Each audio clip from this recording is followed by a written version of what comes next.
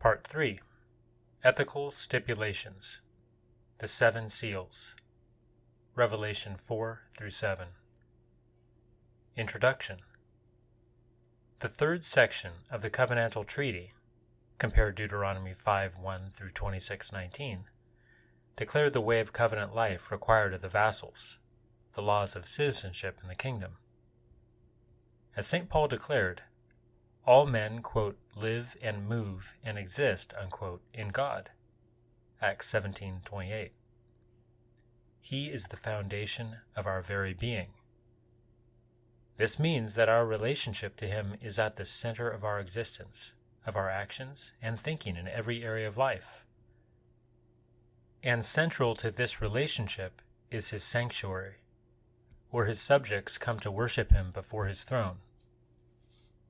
Thus, the major concern of the stipulation section is the thorough consecration of the people to God, with special importance placed on the establishment of one central sanctuary. You shall seek the Lord at the place which the Lord your God shall choose from all your tribes to establish His name there for His dwelling. And there you shall come. Deuteronomy 12:5. Compare all of chapter 12.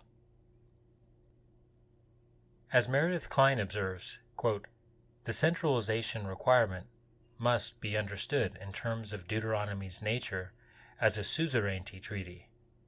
Such treaties prohibited the vassal to engage in any independent diplomacy with a foreign power other than the covenant suzerain.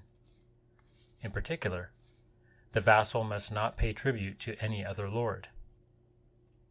The centrality of the sanctuary helped to underscore the fact that it was an image of the sanctuary in heaven.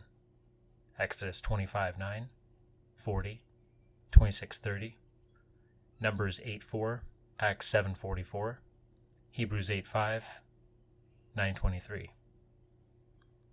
This is also the emphasis of the stipulations section of Revelation. The passage opens with St. John's ascension to God's throne room, and this provides the central vantage point for the prophecy as a whole. All things are seen in relation to the throne. The judgments that are bound on earth were first bound in heaven. Obviously, an important aspect of the stipulation section in Deuteronomy is the law itself, the sign of God's covenantal lordship. Moses takes great care repeatedly to remind Israel of the covenant at Sinai, with the 10 Commandments engraved on the tablets of stone, Deuteronomy 5, 9 through 10. Similarly, this section of Revelation, chapter 5, deals with a covenant document that, like the original stone tablets, is written on both front and back. The laws of the covenant decreed a program of conquest over the ungodly nations of Canaan. Israel defeated its enemies through the application of the covenant. The Holy War simply carried out the death sentence declared in the courtroom. It was fundamentally an ethical, judicial action, bringing the death penalty against the wicked. The program of conquest, based on the law of God, thus issued from the central sanctuary. It is interesting that as this program is spelled out in Deuteronomy 7, Moses speaks symbolically of, quote, 7 nations, unquote, to be destroyed. Of course, the law provides not only for the judgment of the Canaanites, but also for Israelites who apostatize from the covenant. Those who repudiate God's authority and follow after other gods are to be put to death, a judgment that, like the others, proceeds ultimately from the altar in the central sanctuary. Deuteronomy 13, 1 through 18, 17, 1 through 13. As Deuteronomy 20 makes clear, this sanctuary judicial aspect is central even to the warfare waged against foreign nations, beyond the borders of the theocracy. Battles were consecrated by the priests to the glory of God and His covenantal kingdom, verse 1 through 4. A war of this kind was always preceded by an offer of peace. If the offer were refused, all the men of the city would be put to the sword. Kline explains the typology. Quote, in Israel's offer of peace, verse 10, and in the submission of the Gentile city as a covenant tributary to Yahweh, verse 11, there was imaged the saving mission of God's people in the world. Compare Zechariah 9:7b, 10b, Luke 10, 5-16.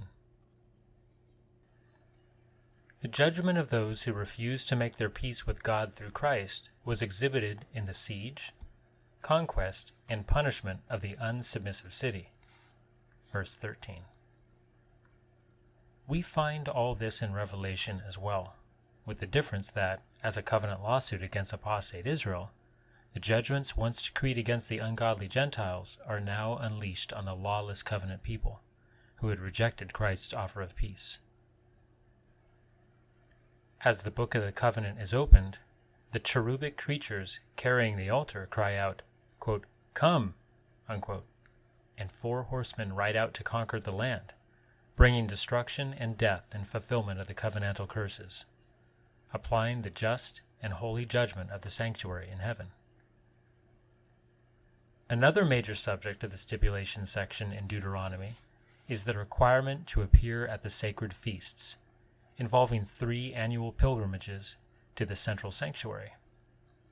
For the feasts of Passover/unleavened bread, 16, 1-8, Pentecost, weeks, 16, 9-12, and tabernacles, booths, 16, 13-15. The same order is followed in this section of Revelation. Chapter 5 contains imagery from Passover, where we see worshippers in the sanctuary giving thanks for, quote, the lamb that was slain, unquote. Chapter 6 takes up the theme of Pentecost, the anniversary of the giving of the law at Sinai. The law book of the covenant is unsealed, bringing a series of judgments patterned after Habakkuk 3, a synagogue reading for Pentecost. Then, chapter 7 brings us into a vision of the eschatological Feast of Tabernacles, in which the countless multitudes redeemed from every nation stand before the throne with palm branches in their hands. Compare Leviticus 23, 39-43, praising God as their Redeemer King. Compare Deuteronomy 26, 1-19, and receiving the fullness of blessing foreshadowed in this feast. Quote, "And he who sits on the throne shall spread his tabernacle over them. They shall hunger no more, neither thirst any more. Neither shall the sun beat down on them, nor any heat. For the Lamb in the center of the throne shall be their shepherd, and shall guide them to the springs of the water of life. And God shall wipe away every tear from their eyes." Unquote. Revelation 7, 15-17.